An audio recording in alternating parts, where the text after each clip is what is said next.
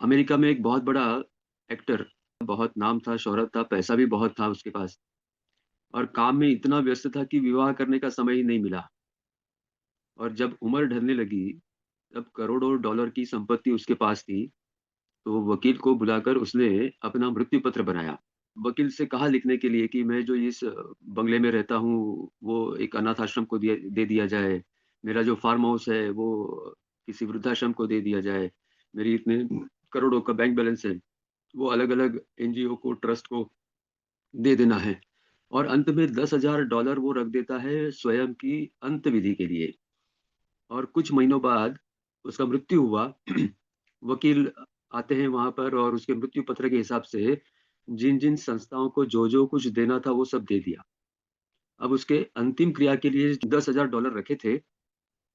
उस मृत्यु पत्र पढ़ने पर उसमें और एक क्लॉज पढ़ने को मिला कि मेरी जो अंतिम विधि है वो मेरे गांव में होनी चाहिए, उसका नेटिव प्लेस जो था वहां पर होनी चाहिए।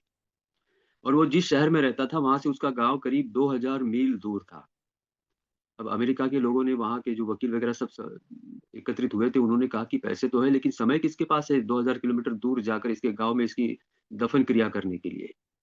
तो जो एकत्रित लोग थे उन्होंने सोचा कि इसकी इच्छा थी लेकिन वो जीवित था तब तक, अब तो वो जीवित नहीं है, तो उसकी इच्छा क्या करनी है। इसलिए लोगों ने मिलकर उसी शहर में उस दफन भूमि में उसको दफना दिया। और संयोग की बात ऐसी है कि वो जो दफन भूमि थी वो समुद्र को लगकर थी। और उस दिन हाई टाइड इतना अधिक आया कि पानी उस दफन भूमि में घुस गया और ये नया नया दफनाया हुआ उसका जो कॉफिन था, ऊपर की मिट्टी हिल गई और लकड़ी की वो पेटी जो है वो पानी में बह गई। 2 दिनों बाद वो पेटी किसी एक समुद्र किनारे पर लगती है। खोल कर देखा तो अरे ये तो अपने ही गांव का एक्टर है।